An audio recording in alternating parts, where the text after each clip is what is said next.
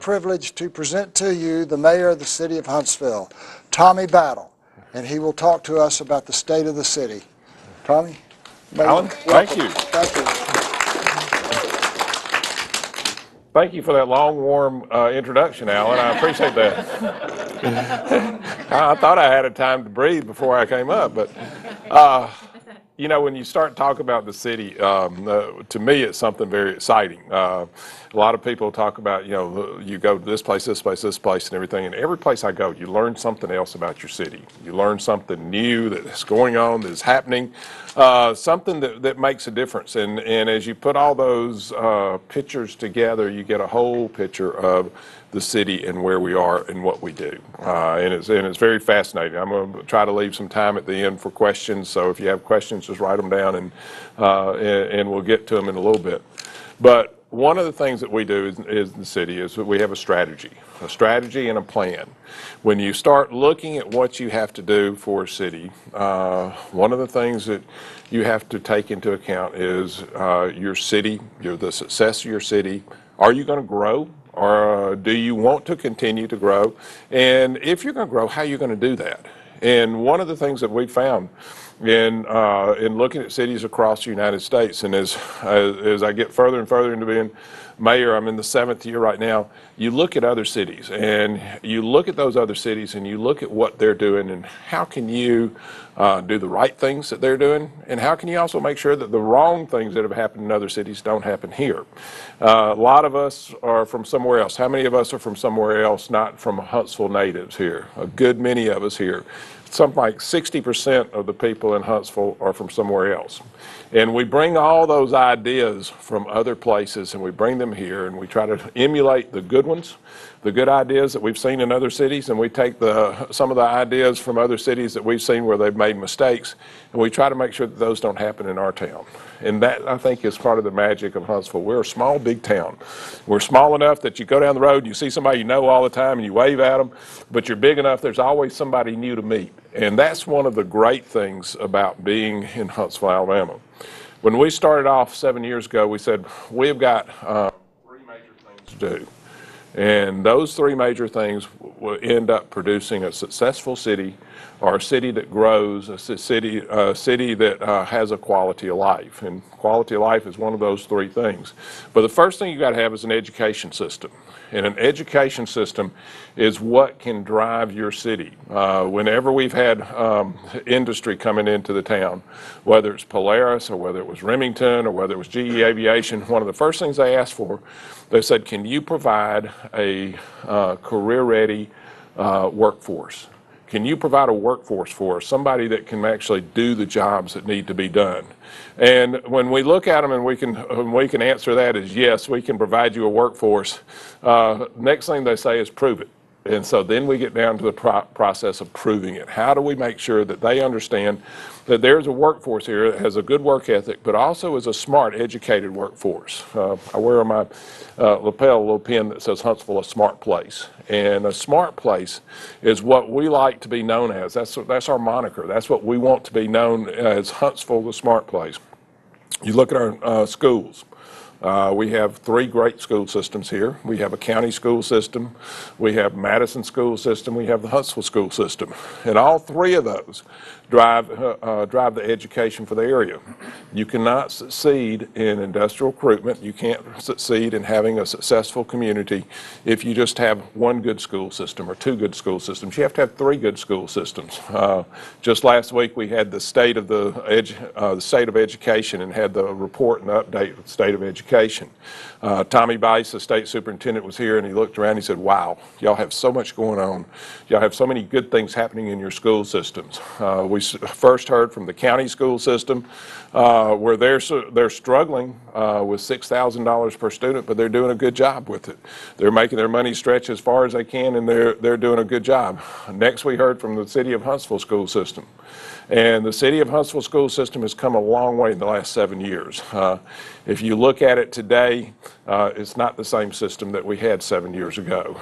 We go into, last month we were in one of the schools, one of the elementary schools, and second graders were sitting there, and they were doing something on the table, and I had Harrison Diamond with us, who's our business relations officer, and I always call him, I tell him he's our token millennial in the office. He's 28 years old.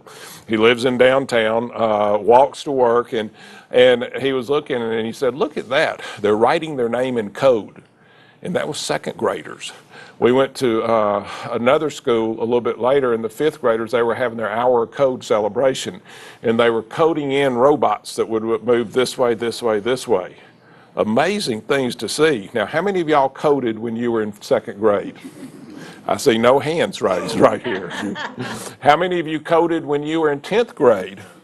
I see 2 hands raised here. I didn't know that there was coding until I got to college. And when I got to college, I saw my first computer, and it was as big as this room, and it used punch cards. So that ages me right now. But we used those punch card computers, and we started saying, wow, if this will do this for us, what's going to happen in the future? And that technology that drove a whole generation of workforce is what we've found here in Huntsville that helps us to continue to grow. In 1982, I paid $6,000 for an Eagle PC computer that had a payroll module on it. I owned a restaurant, and I had 50 employees, and I would sit there we paid every Wednesday, so every Tuesday, 4.5 hours I'd be on a ledger sheet. I had to write everybody's name on the ledger sheet, had to put everybody's pay scale on the ledger sheet, everybody's hours, multiply that out, see what their state tax was, their federal tax was, their SUI, their FICA, and then I'd get down to a final number. And then I'd have to run the columns down. I'd have to add the columns down, and the totals at the bottom of the columns were supposed to equal what the other was when you subtract it out. And I was always 2 cents off. And when you're 2 cents off and you've worked 4.5 hours on a spreadsheet, you go immediately to your pay. Don't tell anybody this. Don't let anybody know this. It's 6 years. I think I'm past the. Am I okay saying this, Alan? You go to your pay and you deduct 2 cents off your pay so that you equal out. But that was a process that tells you what technology's done. As soon as I bought that Eagle PC, I could put everybody's name and everybody's wages in there. I put everybody's coded in how many hours everybody had. And instead of taking 4.5 hours, that process took 20 minutes. And it would print off everybody's checks. And I thought, man, I have become part of the technologically advanced society. But that's what we're learning right now. We're taking kids who first came into school, and they're learning how to use the technology. If you work at McDonald's nowadays, what do you use to put the orders in? You use a computer. If you work at Walmart, what do you use when they check out a line? You use a computer. You scan on the computer. Wherever you're going to work, you have to be technologically advanced. It's one of the reasons the Huntsville City Schools put in computers for everybody 3rd grade and up. Everybody 3rd grade and up gets a laptop. Everybody 3rd grade and down gets an Apple iPad. And they want to make sure that our kids come in and that they are technologically advanced. But it also does the second thing. It wipes out that digital divide. You know, there's a digital divide there from the parents, from the kids whose parents don't have the wherewithal to have a computer at home. So they get to take computer classes, and maybe they get to touch a computer once every 2 weeks if the computers are working. Now those kids have a computer 24/7 at their home. They can use that computer, and they come away just as technologically advanced as the kids whose parents have the wherewithal to be able to have a computer at home. It's equalized the bases and equalized our education system, so that where we used to have schools where we had scores this low, on the very bottom, and then we had schools who were up here was the best schools in the nation. Now we have these schools are the best schools in the nation, and we're driving them very hard, but we're also pulling up these schools where we were having low scores. We're pulling them up, and the whole system is achieving.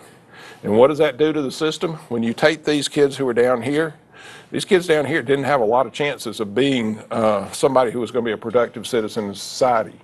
Now they're coming up and they're going to be productive citizens of society. And it's going to make a difference to us as a community because they'll be able to enter the workforce, they'll be able to be a part of the productive society, and they won't be the part who is a drain on society later on. So we're changing a lot of things that we're doing, and we're doing that through our schools. We're doing it through our K through 12 schools here in the city of Huntsville. We just went through, everybody remembers, we just went through the desegregation lawsuit. And we went through and we redistricted schools, we changed up schools, and we've had some rough go of it the first year because there is a rough go. We're having to get used to different people in different schools, different makeups, different social economic groups in different schools. But what we're able to do out of this is we're able to grab those on the lower socioeconomic class, and we're able to pull them up. So we don't have kids coming through public housing who are generational residents at public housing. They have a chance. They have a chance to be part of that productive society that's going to be out there. And so we're able to do that through our schools. We were able to hear last week, we were able to hear about Madison schools. Madison schools are doing great. So having 3 school systems that do very well is very important. But another thing that those industries asked us, they said, can you produce somebody who's career ready?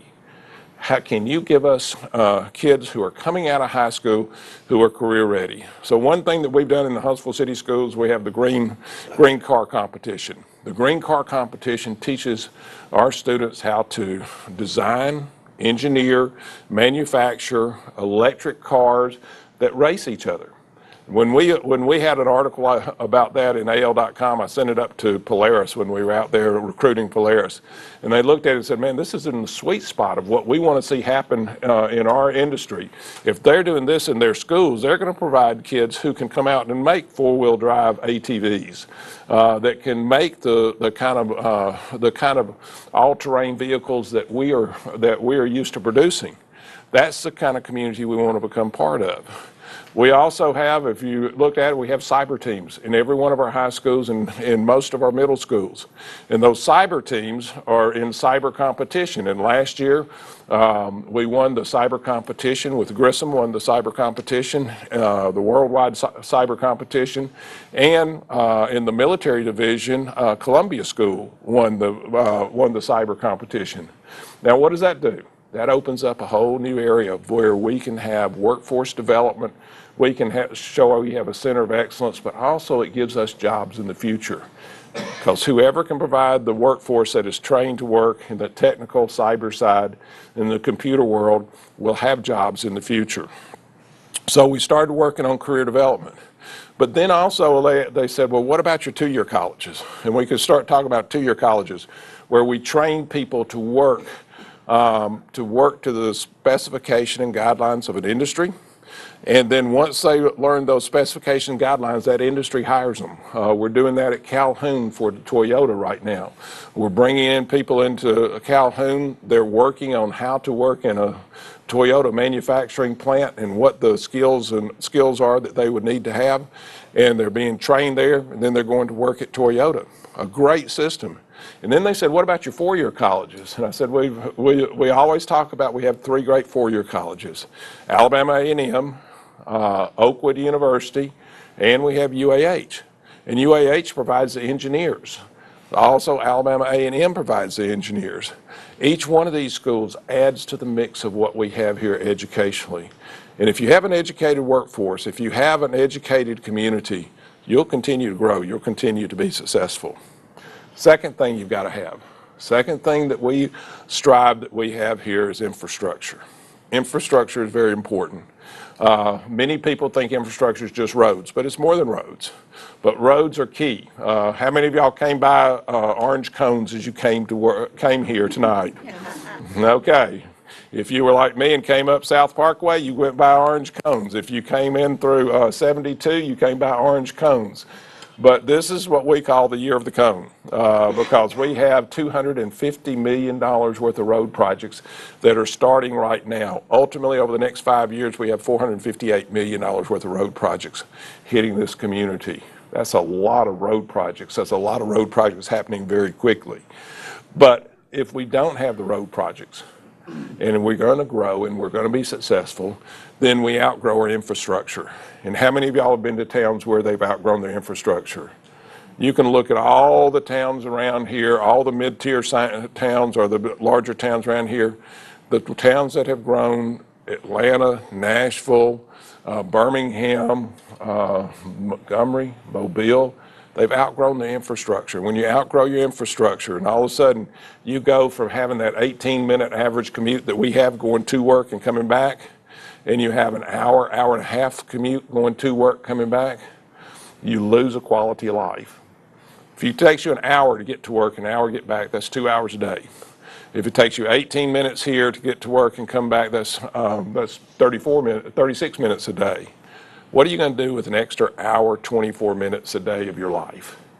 Every day you're given an extra hour, 24 minutes. Do whatever you want to. Talk to your family, be with your family, work out, hike on trails, go biking, sit down in front of the TV and be a couch potato. You have the chance to do whatever you want to, but we give you back portions of your life. Part of your quality of life, part of infrastructure, part of what needs to happen. And as we started working with the state on this $250 million road package, and the $250 million road package is overpasses at Bird Springs, Lily Flag, redoing the Martin Road intersection, which is number one. How many of y'all came through that tonight? Yep, a couple of you. It's overpass at Maston Lake Road, which is 80% engineered now, has not started construction yet. It's a northern bypass, which takes Martin Luther King all the way over to the Parkway, which will let a lot of the traffic coming from South Tennessee, Meridianville, Hazel Green come down, take that northern bypass, come all the way around, you come into Gate 9. Also 72 West. How many have been out in 72 West lately? You avoid it like a plague because it's like a parking lot. But we're doing a smart traffic system out there, a $60 million smart traffic system out there in conjunction with the city of Madison so that we can get that traffic going.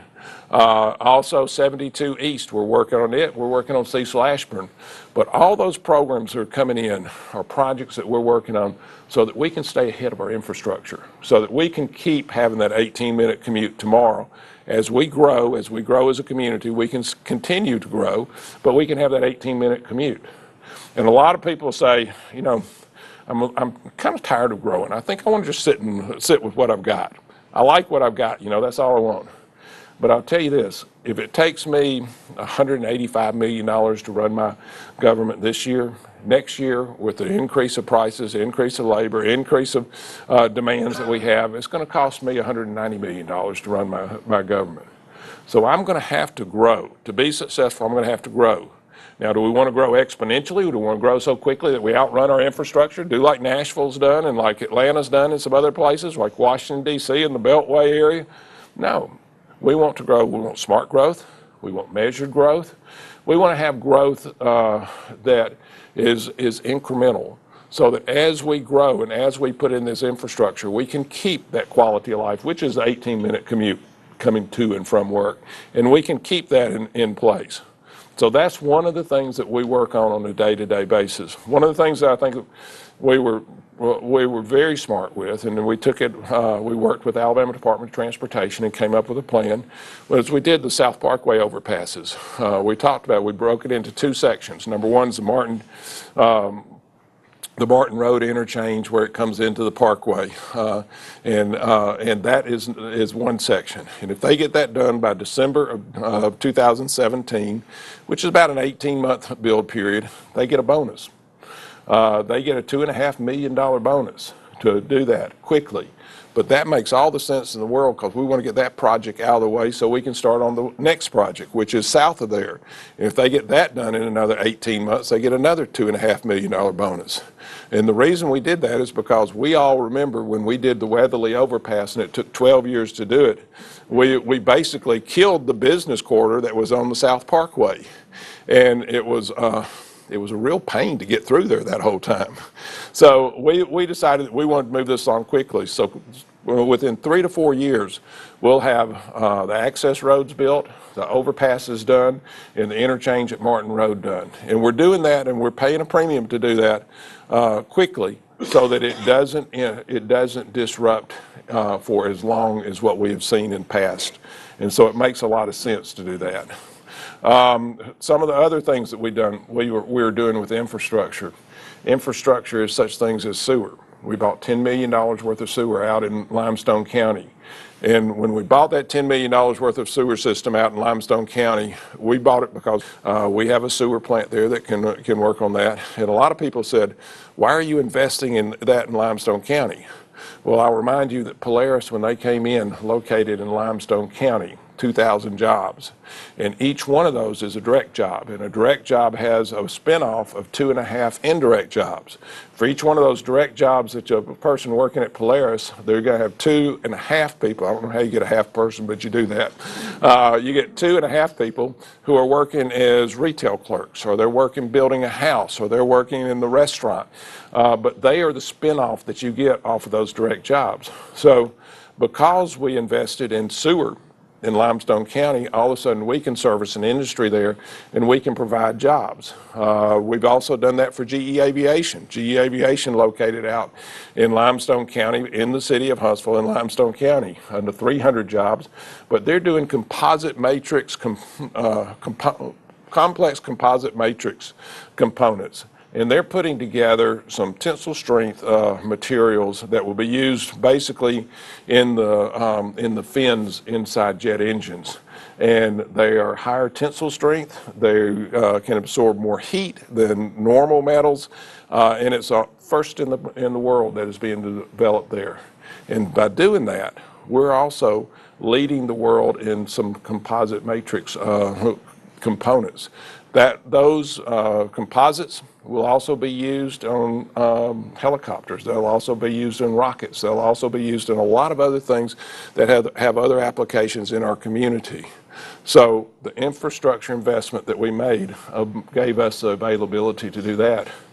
A lot of people, water is another infrastructure, and right now the Huntsville Utilities is putting in a 10 million gallon water plant a day out in Marshall County that comes in and feeds the whole western section of Madison County.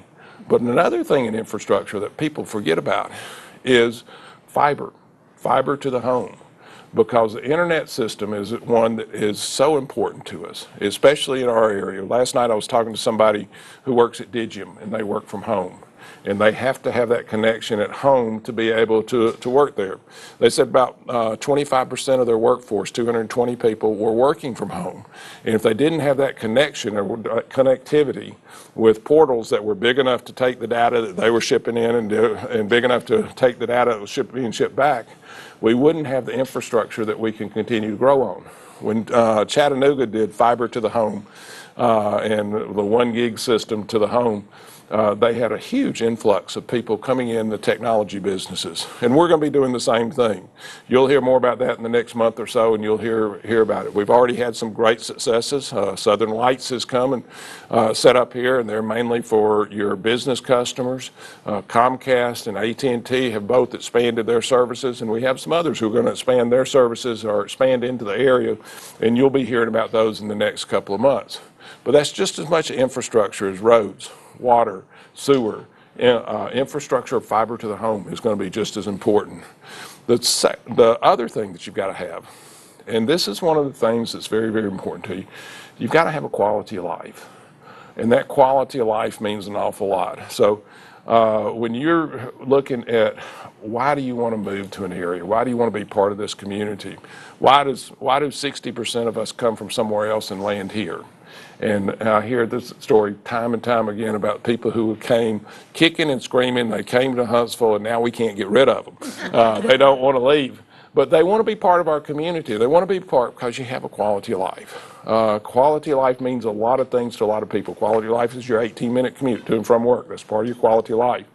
Quality of life means that you have greenways, that you can be right here and you are 5 miles away from being able to be on trails that you can do trail biking on, or you can walk on, or you can hike on, and you're within 5 miles of a state park from right here. Very few mid-tier cities can say that they have that kind of recreational capabilities, and that's coming from right here going up to Montesano or coming over to the land trust property. Part of your quality of life is also having Low Mill sitting here. Over 200 artists in residence sitting there doing on a day-to-day basis. It's an artist colony. And you'll talk to the people who come into town and you take them over to Low Mill and they said, wow, we can't find anything like this anywhere in the United States. And it's an artist colony that has active artists working and doing everything from silversmithing to the visual arts to performing arts. You'll see just a little bit of everything over there. And then you talk to people about what else is their quality of life. What's in your definition of quality of life? And everybody has a little checklist. And the checklist is somebody says you got to have an art museum. We have an art museum. Now, you may never go see the art museum, but we do have an art museum. But it's one of those check-off items that everybody wants to see. And if you go in there right now, you'll see some beautiful exhibits that have just come in. They'll say, I want a symphony. And a lot of people have never visited a symphony, but they want to make sure you have a symphony because it is part of your quality of life to have something like that. We went to the symphony Saturday night, and they had the music of James Bond. Beautiful program. Did anybody else go hear that? Okay, all of you uncultured people out here, we can tell. But it was a great program. But then other people say, we want to have things like you had Saturday, the Mardi Gras parade. We want to see activity downtown. We want to be able to go downtown. The thing about having activity in your downtown area is it makes it into community. It makes it into a place that you want to be part of. You go down there, you enjoy yourself, you're part of it, you see your neighbors, you see your friends, you meet new people, but that's part of what you call your quality of life. Other parts of your quality of life is your recreations out there. Whether it's your tennis, which Alan plays a lot of tennis, and he's a very good tennis player. He's worked himself up over the past 3 years, to golf courses, to disc golf, which I still can't believe they call a sport anymore. I always called it Frisbee when I was growing up, but you have disc golf. But you have new things coming in. You have hockey coming in, and who would have thought hockey would be found in Huntsville, Alabama? But then you have lacrosse, and lacrosse is one of the fastest growing sports around, and you find it right here in Huntsville, Alabama. Soccer leagues, everything else across the board, those recreational assets are part of your quality of life. So you have lots of things that add up to quality of life. And so why do you want to have, you started off with education, you have infrastructure, and you have quality of life. Why do you do that? You do that so that you can have a growing community and you can have jobs. I have a very simple philosophy. If somebody has a job, they're usually a fairly happy person.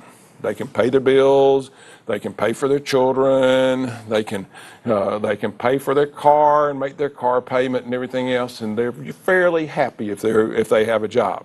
And fairly happy people usually re-elect mayors. So I think that's a very important thing, that we have happy people in the city of Huntsville. But portions of that happy people come from the idea that we've had jobs. And we've worked for 7 years on where we're going to go in the job market. Started off 7 years ago. We started off with what we called the Green 13, and the Green 13 was a group that would put together a sustainable program in energy for the city of Huntsville. How do we do cogeneration? How do we do conservation of energy? How do we get companies that work in that and show that we had a center of excellence? And one of the first things that we found when we started with the Green 13, which quickly became the Green 29, but quickly became the Green 1000, and it evolved into what we called Energy Huntsville, which was a workforce initiative for us. And the reason we started that workforce initiative is because we knew that that was an industry that was not going away. Who thinks that we're ever going to run out of use for energy? If we did, we'll be in the dark right here. But also, the idea was, do we have Huntsville companies that are working in that right now? Do we have Huntsville companies that are working in conservation of energy? We do. Nexus Energy, which came straight out of the Energy Huntsville initiative. Do we have companies that are working on how to co-generate power? We do. Aries Corporation was working on small nuclear reactors, small modular nuclear reactors that could provide electricity. And the thought was at one point that if you can find a very safe reactor, that each community will have one, and you don't have to have as much distribution line, and you'll have a lot more efficient use of power. So that was one of the areas that we decided that we wanted to work on as a city, to work for future job development. How can we make sure that we have enough people, have enough jobs for people, and we go in the area that have what I call long legs, longevity of providing jobs year after year after year for people. One of them was energy. The second place we looked at was the cyber area. We started Cyber Huntsville. And Cyber Huntsville started up, I was at the Space and Missile Defense Conference listening to the keynote speaker, who was General Cartwright, and they called him General Hoss Cartwright. But General Cartwright was talking at the SMDC conference 7 years ago, and he was up on stage, and after he mentioned cyber about 15 times, I'm a newly elected mayor, I said, I need to find out about this cyber stuff. I said, after listening to a 4-star general who is chairman of the Joint Chief of Staff mention cyber 15 times, that would probably be a good thing for me to check into. So I ended up getting with somebody, a man named Peter Kiss, who owns a company called Centaur, and started talking to him, and they were in the cyber business. And he brought in a whole lot of other companies, and there were a number of companies here in the Huntsville area who were already working in the cyber field. And we brought in others, and we started talking about how can we develop a cyber workforce. Cyber workforce, pretty easily. We went to UAH, they started up a cyber master's program. In a cyber program that you could do in undergraduate school. We went to the high schools, and the high schools started the cyber competition, and they were in the high school, and the Huntsville High was the first one to sign a MOU with the Army for cyber education. And we started working with some other industries who were already here, and started talking about how can we develop a workforce that A, is cyber savvy, but B, can keep that industry and show that Huntsville has a center of excellence there. And we worked for 7 years, and today we can be known as an area that has a center of excellence for cyber in the cyber field, where we work with whether you're working on making sure that your supply line is cyber secure, or whether you're trying to help protect the national grid of energy out there to make sure somebody can't hack into the computers there and cut off your energy grids, or whether you're looking at a way to protect the missiles that are going into space and make sure that we are cyber secure right there. We have worked all the way across that realm, and we found that Huntsville has a center of excellence there. And then straight off of that, some group came and said, let's do a Geo Huntsville. I said, Geospatial Huntsville. And I started thinking about geospatial. And as a good mayor, I did what good mayors do. When somebody mentions to you something you're not really sure about, I nodded. And I gave them the mayor nod there, and I nodded a couple of times, and quickly they found out that that I didn't know what they were talking about. And they said, mapping and the science that comes along with mapping. And I said, well, that sounds great. Let's investigate it. And it turned out we had 200 companies that were working, 15,000 people working in the geospatial field. And the geospatial field really is the foundation and the fundamental foundation into the cyber work that you were doing, into the energy work that you were doing. And it made a whole lot of sense to start looking in the geospatial field, and we started Geo Huntsville. That, again, was another area that we wanted to have expertise in. We wanted to show a center of excellence in, but we also wanted to expand our footprint on it and expand it. And we've had a group with the geospatial effort that has put together what we call Blueprint for Safety, which is a geospatial response to any kind of disaster that happens, whether it's a natural or man-made disaster. And it's the blueprint on how to do it. It shows a model on how to do it. This model is good for Huntsville, Alabama. Alabama, but it's also a model that has applications to maybe Spokane, Washington, or somewhere in New York, or somewhere else, anywhere else in the world, that you can use these common elements that you find in disaster response, and you can work with them. But through our work with Cyber Huntsville, we started working with the NGA, the National Geospatial Agency. And working with them, they put in an open source GitHub. Now, this is getting pretty technical for a mayor. I was very impressed that I could understand what an open source GitHub was. But the open source gave everybody the power to use that same system. So if we were using that system in Huntsville, Alabama, which was a blueprint for safety, how we were going to respond to disasters, whether man-made or natural disasters, then also people in New York could take that same information and they could use it up there. But if something happened, and then Washington, D.C. and the NGA started looking to say, what should be our response here? Should we send FEMA in? Should we send the EMA in? Should we do something else? They started looking at that and saying, well, if we found that, we can look right into what they and see what they're seeing, because we have an open source here. And so we go into their open sources and we see what they're seeing right then, right there, and we can decide what we're going to do. What it does, cuts out hours of response. And most of the time, remember when the tornadoes came through? The tornadoes came through at 4 o'clock in the afternoon.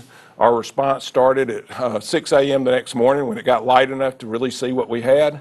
Well, this kind of system, all of a sudden, if we have a disaster that hits at 4 o'clock, by 6 o'clock, we're starting our response. Those hours save lives. And by saving those lives, we put together a system that nobody else has in the United States. And I've been very, very interested in it. We've had a great group, a working group, who has put that together. And they did it through a Huntsville group who volunteered their hours to make sure that happened. So we worked in geospatial, we worked in cyber, we worked in energy. Great ways. Then along came Hudson Alpha. How many have been out to Hudson Alpha? How many have done the DNA of a strawberry with Neil Lamb? Huh? Okay. This is one of the things, when you start looking at Hudson Alpha, we have mapped the human genome. First time they did it was billions of dollars. Now it's down to $6,500. You can have your genome mapped right now. Amazing technology. And it'll tell you if your X chromosome looks like this and your Y chromosome's crinked right here, you might have a propensity for this. And if you have a propensity for this, you can start treating it right now, today. And that propensity may never turn into a real disease, but you can do something about it today. Last month, we opened the first medical genomic clinic in the world, where we take medicine and we look at somebody's genome and we can see what's happening in their genomics and what their genome says, and what they might have, that X chromosome and that Y chromosome might be crinked. And they can say, you have a propensity for this, and they can tell you how to treat that. And it's amazing, first time in the world that this has ever happened, and it's happening right here in Huntsville, Alabama. So if you want to think about a community that has lots of opportunity, you want to think about a community like Huntsville. And people say, why do you want opportunity? You know, we're growing so big and the traffic's getting so bad and this and that. Well, I'll tell you the reason that I want that opportunity, and it is very personal to me. I have a son who's 32 years old. When he came out of college, I said, why don't you come back home? Come to Huntsville. We'd love to have you back here. He says, no, Dad, I've been to college. I need to go to a big city, and I need to go see what it's like. He came out and he went into the management program at Regions Bank and went to work in Birmingham, and then he went to Knoxville, and then he came back to Birmingham, and he really kind of liked that big city thing. And I kept saying, son, you need to look up here. We're growing. We've got a good growing community, and it's a good place. Lots of banks opening up here. Lots of opportunities in the banking industry. Well, no, I kind of like the big cities. And he did that for about 6 or 7 years. And then he started asking some questions about the community. And he started coming back and coming to some of the events that were happening here and some of the things, downtown activities and everything else. And then one day he called me and he said, Dad, y'all got a new bank opening up here. And that new bank has called me and asked me if I want to come in and work for them. And I think I'm moving home. And that was one of the keys that always hits me and comes back, is why you want to have opportunity. You want to have opportunity so that our kids, our nephews, our nieces, our friends' kids have a chance to come back home and have an opportunity, because we're a growing community. We have more banking jobs, we have more geospatial jobs, we have more energy jobs, we have more engineering jobs. And you want to make sure that that's out there. But also, you want to make sure that that person who is sitting at that startup job right now, or sitting in their first tier job, they've come in, that they have a chance to move up, that they have a chance to better themselves, that they have a chance to go for a little bit higher quality of life or scale of living, and that they can improve their lot. And that's one of the reasons why you grow in the city, is so that you can have opportunity, and that people can come out and grab that opportunity and do all they want to do. Some will grab, some will sit back, and some will not even take a chance at it. But I think you want to make sure that your city is one that you're really proud of, that has some success to it, that has some growth to it. Just this week, we were named. Let's see. We were named the best bang for your buck by livability. We were the #1 place to come locate, and it said it's because of affordability and quality of life. We were also named by Money Geek the #3 most affordable city with high salaries. And you start thinking about that, and that's part of your quality of life, that you can come here, and a lot of the people that we talk to are on the East Coast, West Coast. We'll talk to them, and they'll say, well, how much does your housing cost here? And we can kind of smile at them and say, your house, well, I promise you, whatever you sell your house for on the East Coast, West Coast, you'll be able to buy 4 times the house here. When they said, well, how much is our property tax going to be? And we say it's X number of dollars. They said, a month? We said, no, that's it for the year. But when you start talking about affordability, you start talking about why you want to be a part of a community. Is it affordable, but also does it have a quality of life? Affordability comes because partially because you get a better bang for your buck, just as it said in there, a better bang for your buck for what you get. You get more house for your dollar. You pay less sales tax. We have a 9% sales tax. Decatur, Birmingham, Montgomery, Mobile has 10% sales tax. We have less business tax. We collect about $17 million a year. Birmingham collects $72 million a year. Montgomery, Mobile collect about $33 million a year in business licenses tax. And we have just as many businesses as they do. We have a lower cost of living. When you look at our taxable system, you get a pretty good bang for your buck for what we have here, because we can provide everything that you would find somewhere else, and we provide it for less. When we started talking to Boeing, when they were looking at moving the 777X program, and we said, you're sitting in Spokane, Washington. We sent them the article by AL.com that said that when they moved the 400 engineers here from their Center of Engineering Excellence, they saved $100 million a year in salaries. And so the natural question is, well, are these just as good engineers that you got here in Huntsville, Alabama, as you had in Spokane, Washington?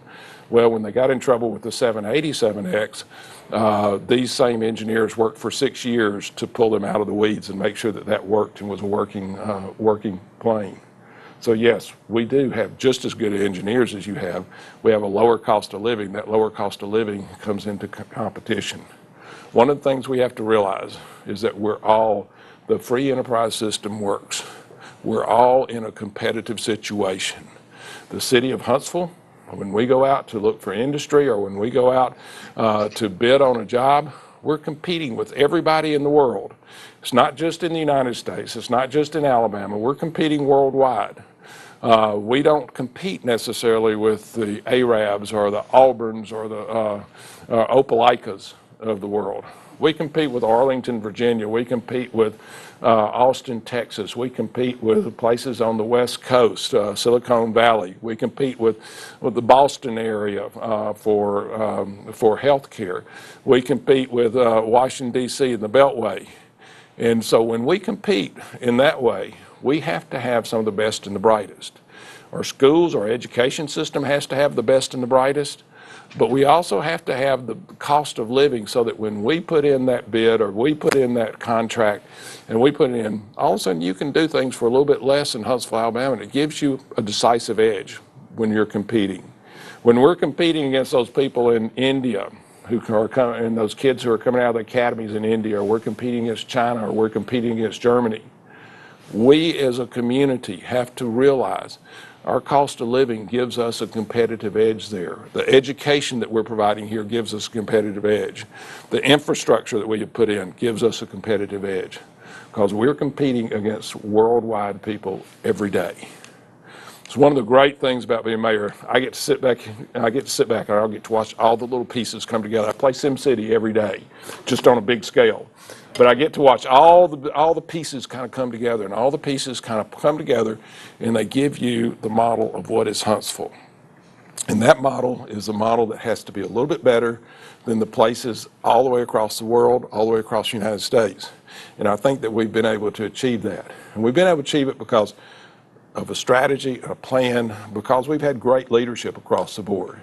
And it's not me, it's the leadership that we have at the Chamber of Commerce, the leadership we have at Huntsville Utilities, the leadership we have at Hudson Alpha, the leadership we have out at Research Park, the leadership that we have at Huntsville Hospital through David Spillers. You look at all the group of people who come together and on a day-to-day basis provide leadership for this community, then we are very, very fortunate, because they are people who believe that it's better to serve than to work for yourself. They are people who believe that it's not about me, but it's about how we can serve the community and work for the community.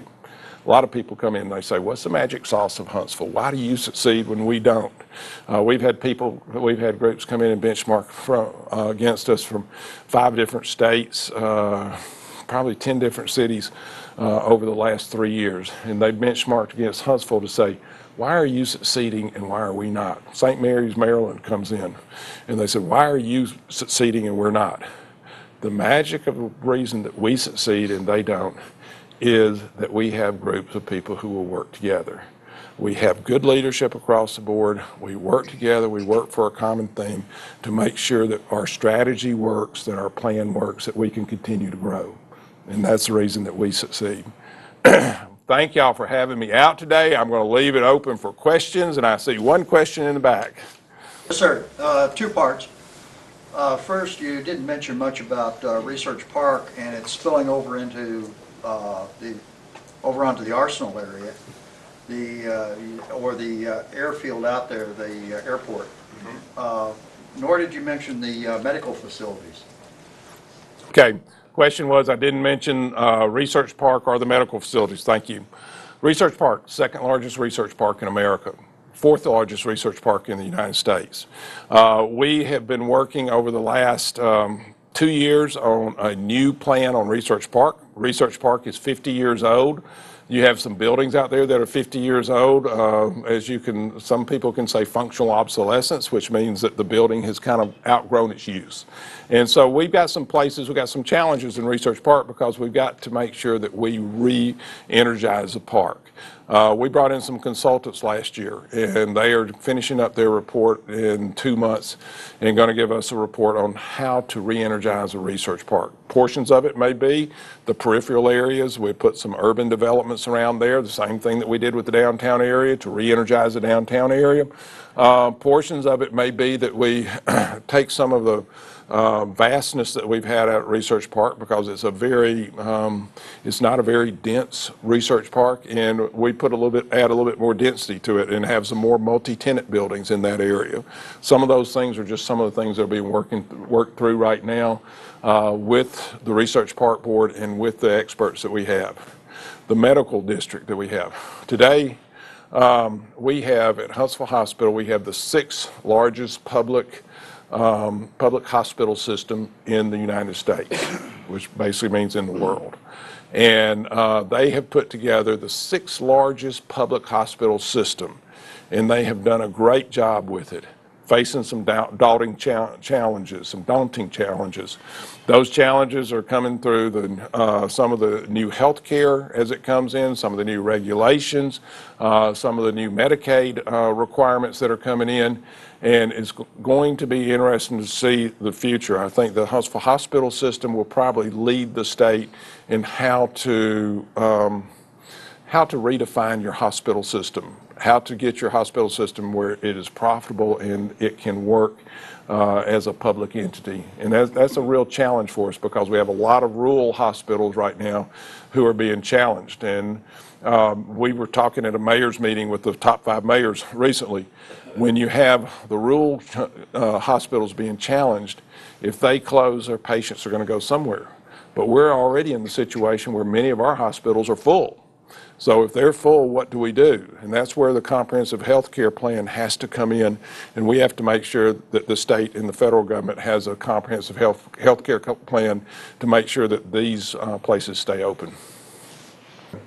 There seems to be a low level and declining availability of psychiatric services in North Alabama. It's pathetic. Mm-hmm. I realize it's not a city problem per se, but what is going to be done in North Carolina? The only psychiatric hospital in North Alabama closed. Beds are at a premium. Psychiatric services are waiting 3 months to get in line. Well, you know, and what happens now is the state government is cut back and back and back on what they're paying. And then they close the psychiatric hospital. What ends up happening is that many of those people who should be in psychiatric hospitals end up in your prisons. You know, and it's not a good situation because those people should be getting help. They should not be put in prison. We work as close as we can. We work with what we used to call the Madison County Health Center, and now it's called Wellstone Behavioral Center. And we work very closely with them. Our police department works very closely with them. They provide indigent care quite often for us, and we will take people who we pick up who, quite frankly, need help and take them down there. They have many needs that they meet. I don't think we meet all the needs. If you look at a lot of the homeless have those same mental health needs that we're seeing out in society. And right now, the state government has somewhat abdicated from taking the role that they're supposed to take in this. And it's going to take a lot of people pushing to make it happen, to bring them back to where their role should be. Mayor, since we are the one of 5 of the top cities to live in the United States, that was just in the last 10 days. Sure. It came out. Top 3. We were 3. Well, I think when I saw we were #1. We were in 1, 2. Yeah. What's the possibility we could have bumper stickers or something that say, I live in #1 city in the United States? We could celebrate that. Some people say, don't tell too many people because we'll have too many come down here. So we work on that. You know, it's a fine line that you walk on this. You want people to understand the expertise in what you have, and you want to bring those jobs here, and you want to bring people here. But you also want to make sure that you don't overrun the population who is one who has brought us to where we are today. And it's a very fine line that you run. We enjoy those accolades. Those accolades are great, and we hear them all the time. #1 place to retire, #1 place to start a small business, #1 place for quality of life and affordability. You hear all those, but you also want to make sure that you don't overheat your economy so that you grow so much that you cannot keep up with services that you have to provide.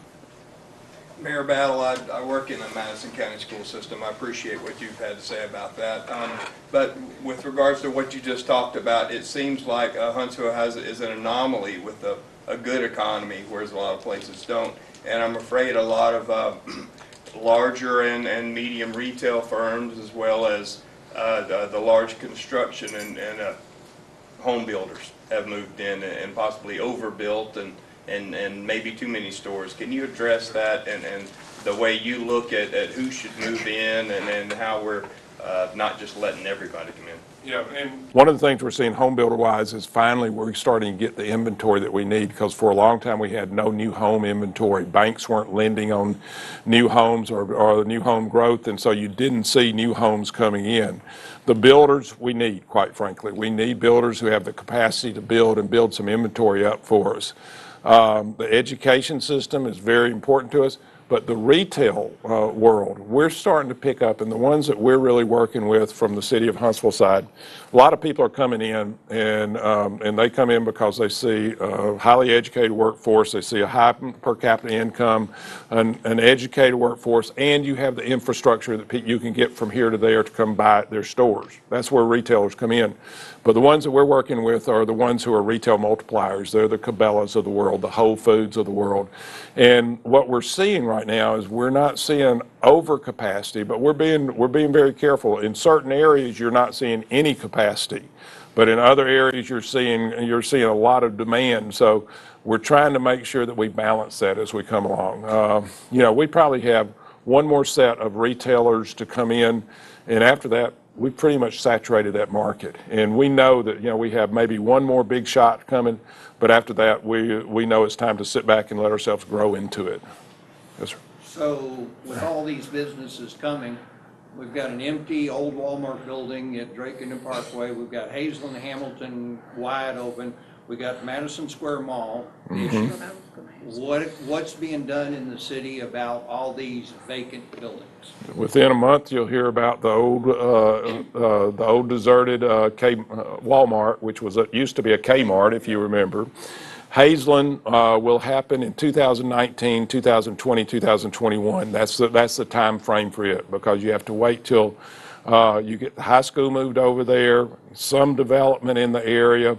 Aronoff has a land lease of all that property, and their land lease ends in 21, but I have a feeling they'll let go of it a little bit early.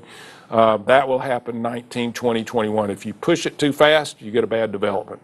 You got to make sure that it comes when the market is right. Madison Square, we're working on today. Working on that. Very complicated. 4 different owners, cross easements, cross rights, everything else. Very complicated. But we're going to push to make sure something happens there, because it anchors our retail quarter and also anchors the north end of our research park. So it's very important to us. So all 3 of those that you mentioned are on the books, and we're working. Thank you so much. Appreciate it. Thank you. Good job, as always.